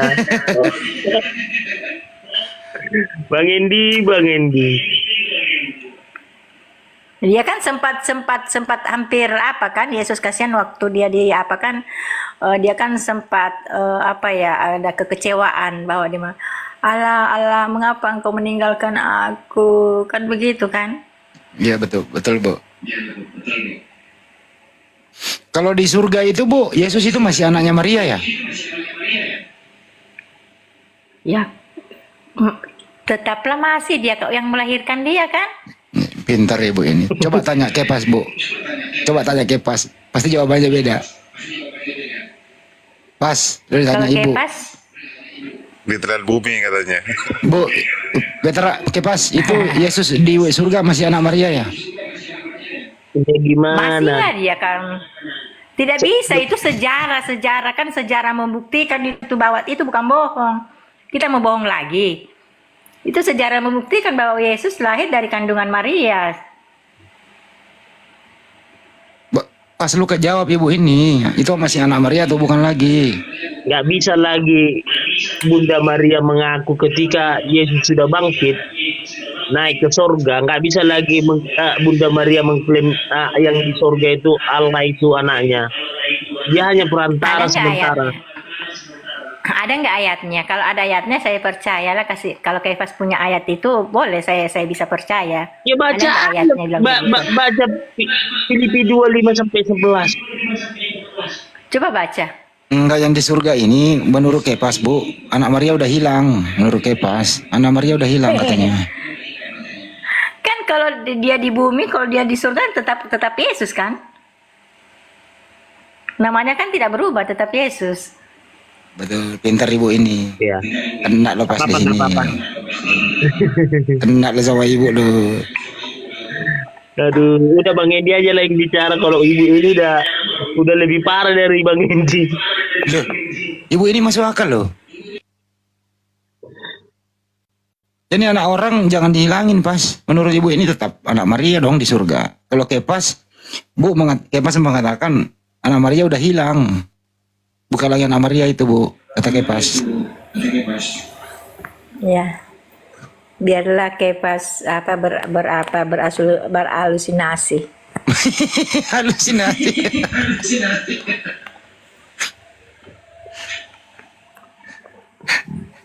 Ampun kau Pas sama ibu-ibu, ampun kau, ampun dulu. Ibu udah baca dari Kejadian sampai Wahyu, udah semua dari awal sampai pada mula pertama Allah menciptakan sampai apa? Sampai Wahyu. Udah? Gini Kepas. Udah tuntas? Begini Kepas. Jujur. Jangan, tunggu dulu, jujur Ya. itu aja dulu. Jujur. Kepas tidak mungkin saya maksudnya bilang Yesus itu bukan Allah kalau saya tidak membaca semua. Kalau saya hanya baca satu perikop, tidak akan mungkin saya dapatkan itu. Saya pasti seperti kamu.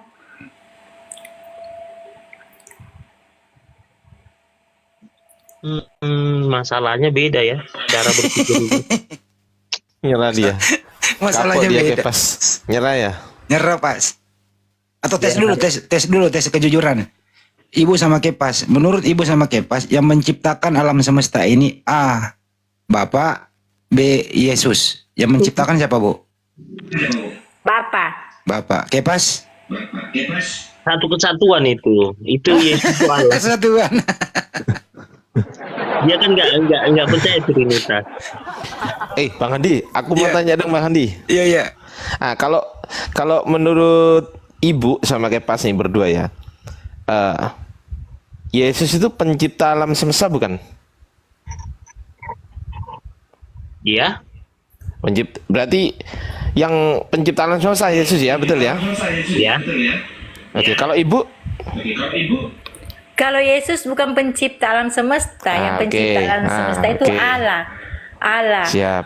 Di Kejadian 1 kan bilang kan pada mulanya Allah menciptakan, ya kan? Bukan pada Ya. mulanya Yesus menciptakan, kan tidak. Ya, Itu kan oke, jelas, betul. sangat Nah, jelas. sekarang saya tanya Bu, yang mati di tiang kayu salib itu pencipta alam semesta atau ciptaan? Kepas dulu deh.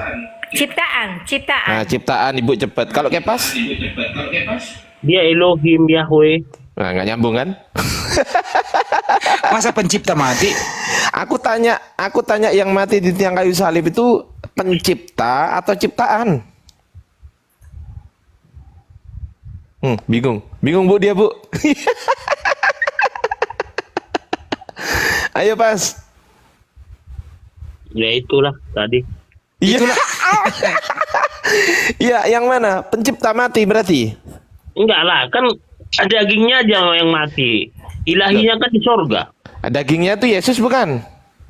Iya, dagingnya Yesus, tapi kan berarti ciptaan. keilahiannya kan di sorga. Ya, yang pertanyaan saya, yang mati di tiang kayu salib itu pencipta atau ciptaan yang mati itu?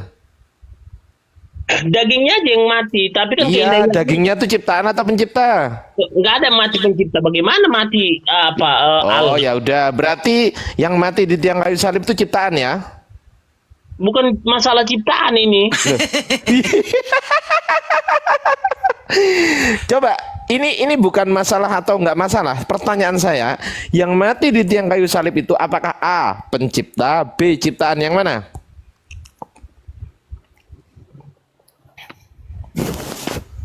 Pas.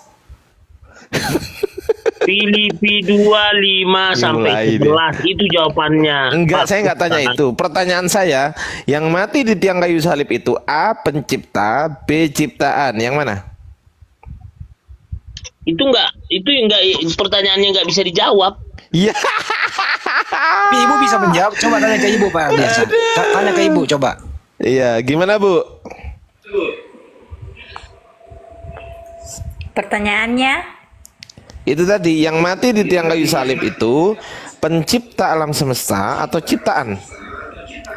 ciptaan. Selesai, simple. Nah, sekarang aku tanya ke Kepas. Pas. Yang mati di tiang kayu salib itu pencipta alam semesta atau ciptaan? Itu Pak Ustadz pertanyaan Yang susah tidak kali, aku gak bisa jawab. jawab. Gitu ya? Pertanyaan disalahkan. Kok pertanyaannya yang disalahkan gimana sih? Ya Karena kan cuma gini loh. ini Kepas, katamu tadi, kamu yang bilang Yesus itu pencipta alam semesta, kan gitu? Yesus, mana Ustadz Atta? Pas, jawab dulu Pas. Lu tadi bilang bahwasanya Yesus itu pencipta. Oh iya, Yesus itulah pencipta alam semesta. Nah, pertanyaan saya, yang mati di tiang kayu salib itu Yesus bukan? Iya. Nah, berarti Dagingnya pencipta alam semesta kan? enggak, keilahiannya kan di surga. Loh, berarti Yesus yang Tapi kan dia mati. punya kuasa. Berarti Yesus yang mati di tiang kayu salib itu bukan pencipta alam semesta kan? Dia kan pencipta alam semesta, tapi keilahiannya di surga.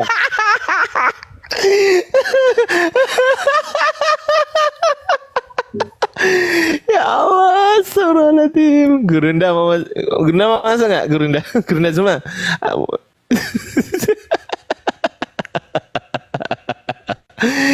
Aduh, ya Allah, kenapa sih kayak gini? Kan simple toh. Jadi yang mati di tiang kayu salib itu sebenarnya pencipta atau ciptaan sih, Kepas? Keilahiannya kan di surga. Saya nggak Badannya tanya kan itu. dipakai manusia. Saya nggak tanya itu. Jangan menjawab sesuatu yang nggak saya tanyakan, dan Kepas. saya nggak mau menjawab pertanyaan yang Oh ya tidak udah, nggak bisa rasional. jawab Bang Handi. Udah, lanjut yang ini lain. merugikan negara saja ini Kepas. Ya lanjut Gurunda. Afwan Gurunda ya. Menghabiskan So peras Yesus, aja. itu tuh Ustaz Ada datang. So Yesus, Menghabiskan beras aja, nah ini. Masa ada isi kepala nggak dipakai? Hanya Dia dipakai jadi aksesoris. nggak mau jawab dia Gurunda. Masa ibu ini lebih rasional? Kipas. Bagaimana lah mungkin pencipta mati di atas tiang salib? Sesuatu yang tidak masuk akal. Sejatinya agama itu membuat kita berakal. Agama itu mengajak kita mengenal kebenaran. Bukan agama kita semakin membuat kita gila. Sekarang serba digital. Internet di mana-mana. Komputer itu canggih. Sejatinya manusia itu lebih canggih dari komputer. Ini Anda malah hidup jadul, lebih jadul daripada ayam. Ayam bagus, dia tidak dikasih akal. Saudaraku Kepas ini dikasih akal, tapi hidupnya, andai saja itu ayam bisa bicara, lalu ayam itu didekatkan kepada sapi, lalu ditanya, wahai ayam, ini menurutmu sapi atau kambing? Ayamnya akan mengatakan sapi. Kenapa? Karena yang nampak itu memang sapi. Nah ini saudara, sudah diperlihatkan Maria melahirkan manusia. Jelas itu, masih ada saja menganggapnya Tuhan. Berarti andai saja ayam itu bisa sekolah, tamat SD, SMP, SMA, maka ayam itu lebih bagus, lebih pintar daripada saudara Kepas. Kenapa? Karena Kepas diberi akal tapi tidak dipakai akalnya. Coba. Tuhan itu maha menghidupkan, maha mematikan. Ulangan 32:39. Jelas-jelas Yesus dihidupkan. Jelas-jelas Yesus dimatikan. Berarti Yesus itu bukan Tuhan. Kamu aja yang memaksakan dia menjadi Tuhan. Kenapa demikian? Karena menurutmu Tuhan itu harus dilihat. Nah itulah celakanya. Padahal alam semesta ini lebih dulu dicipta daripada kita. Berarti pencipta itu ada. Meski pencipta itu tidak dilihat. Sebelum kemudian pencipta menciptakan, tak ada yang ada selain dirinya. Nah, karena Tuhan ini ingin kemudian menciptakan, maka kita ada. Berarti alam semesta ini lebih dulu ada daripada kita. Nah, sebelum kita ada, alam semesta ini ada. Sebelum alam semesta ada, penciptanya sudah ada. Berarti ada ketiadaan alam semesta, sedangkan yang mengadakan itu sudah ada. Sebelum kata ada itu ada. Jadi bagaimana mungkin Anda menolak keberadaan yang ada tersebut hanya karena kamu tidak melihat. Padahal alam semesta ini sudah nyata, ada di depan mata. Nah, saudara Kepas, aku ingin tanya, apa yang ada pada diri Kepas yang merupakan hak milik kepribadian saudara Kepas? Coba. Apa? Apa? Yang Anda punya kira-kira adalah milik kepunyaan atau milik pribadi Anda. Itu apa? Yang ada pada dirimu. Mulutmu. Mana ada? Itu bukan punyamu itu. Itu punya siapa mulutnya Kepas? Ayo. Mulutmu itu punya siapa saudara Kepas?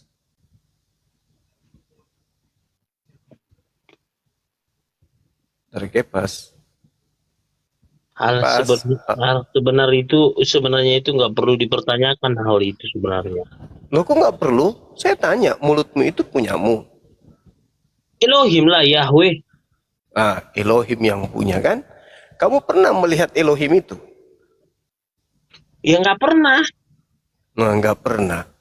Berarti Elohim itu ada meskipun kamu nggak lihat, betul? Iya. Ah, berarti dia nggak perlu datang ke dunia kan? Karena dia memang ada kan? Mati tidak. Mati bijak.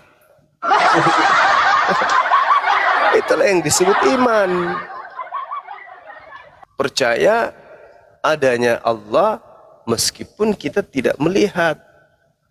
Karena Allah itu yang melihat kita. Ibaratkan Allah itu adalah mesin, pabrik. Dari sanalah kemudian produk itu berasal.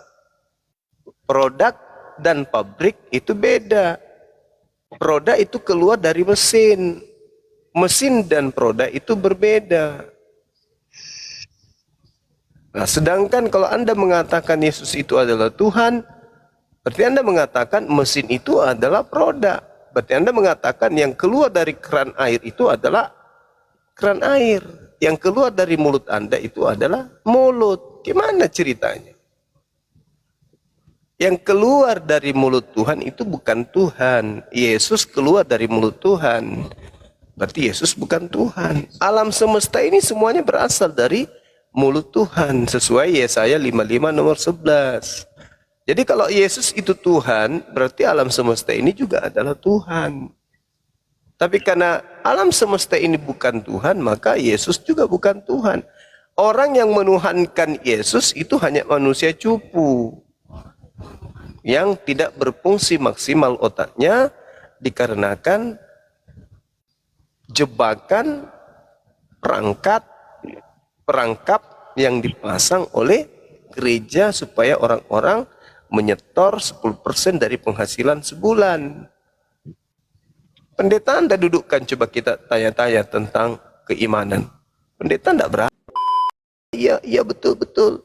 Tuhan kita begitu hebat. Oh ya, tepuk tangan sambil nangis. Tanpa Anda sadari bahwa sebenarnya itu hanya jebakan-jebakan aja supaya kalian bayar perpuluhan. Betapa banyak orang susah. Ada dulu staf saya ya.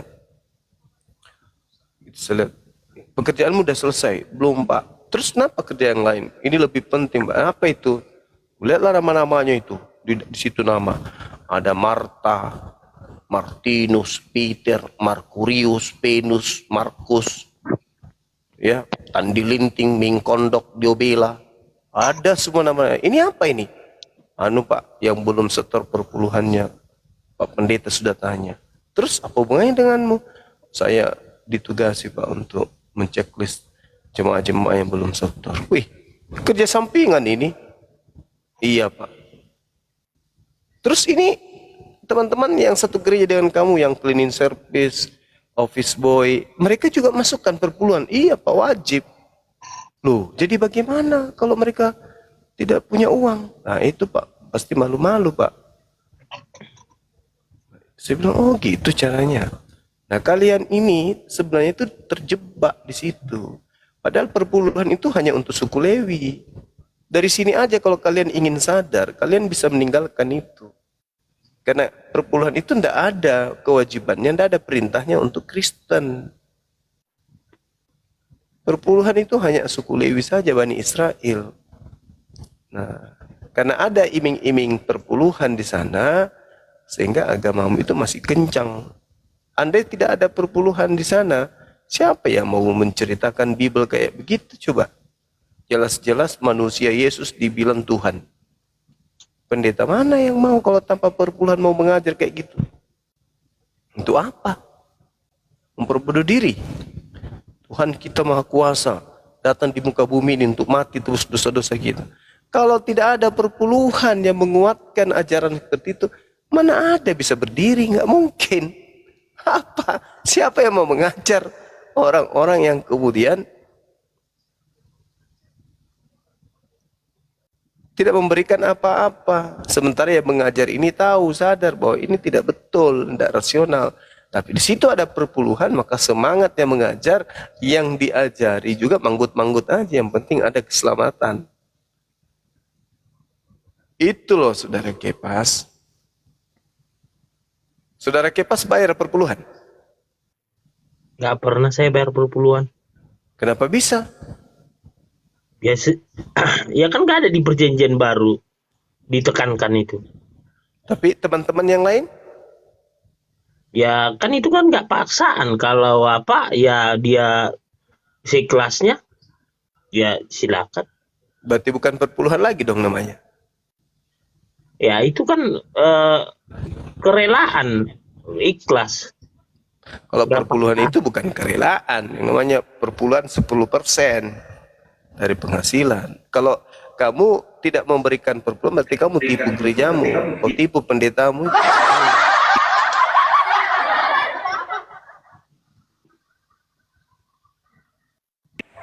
Tapi Pak Suma, tidak semua orang Kristen itu menerapkan perpuluhan. Tapi rata-rata yang menerapkan perpuluhan itu seperti pendeta yang Kipas. sewa-sewa gedung yang itu. Tapi sama aja yang lainnya. Kalau yang lain pendetanya itu digaji setiap bulan. Kalau di gereja saya ini 8 juta per bulan. Pantasan aja Kepas mau jadi Pak. pendeta. Tapi tergantung juga gerejanya. Misalnya kalau orang Saya kaya Bang Juma nggak mau banyak kerja. juga gajinya. Iya. Kalau mulai gerejanya kerja sedikit, sekarang. orang-orang tidak ada menengah ke bawah, ya gajinya juga sedikit. Ya, kalau saudara Kepas ini bukan pendeta, pendesta.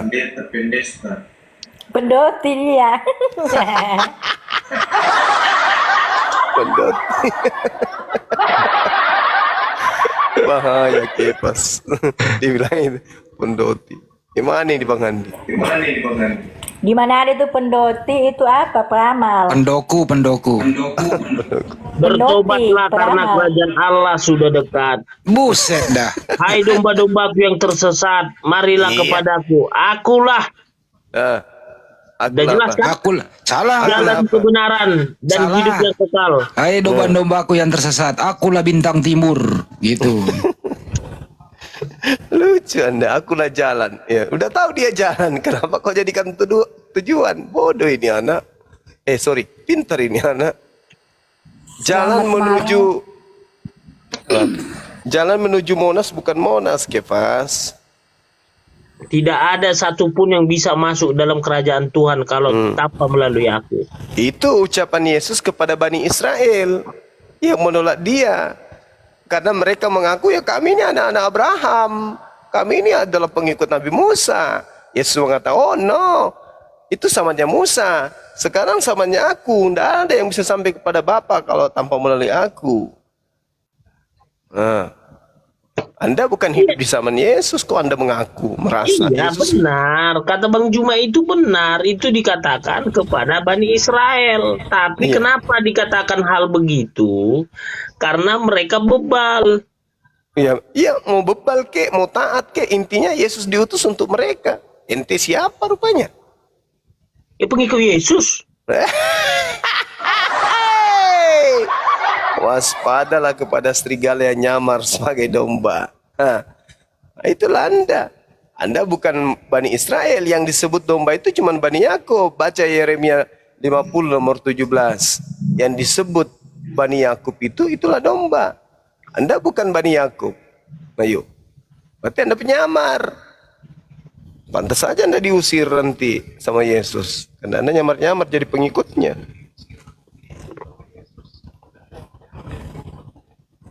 Maaf itu. ya, saya sudah mau tidur dulu ya. Selamat malam Iya, Ibu. semuanya. Pak Istirahat. Kepas, Iya, Bu. Iya bu, iya bu. Pak Kepas merenung ya, Pak Siap Kepas. Ibu. Iya bu, iya. Sama-sama Iya, Ibu. Iya, makanya. Pas disuruh merenung. Apa Bang Indi? Pak Suma, Iya, iya, Ibu. Pak Suma terima kasih ya atas pencerahan. Terima Sama-sama. kasih banyak. Sama-sama Ibu. Hati-hati, banyak istirahat. Ibu, nanti kalau mimpi jangan sampai mimpi Udah jangan Kepas ya. lagi Bang Indi, biar ibu ini istirahat. Enggak, terakhir Bu, kalau Nanti mimpi nggak jangan. turun-turun. Ntar dulu Bu, kalau mimpi jangan mimpiin Kepas ya Bu. Ya, Pak boleh dikasih turun ya, kasih turun aja. Ketawanya Kepas kayak penjual koke-koke. Udah Bang Indi, nanti nggak turun-turun ibu itu. Coba turunin lah Ibu, saya mau istirahat.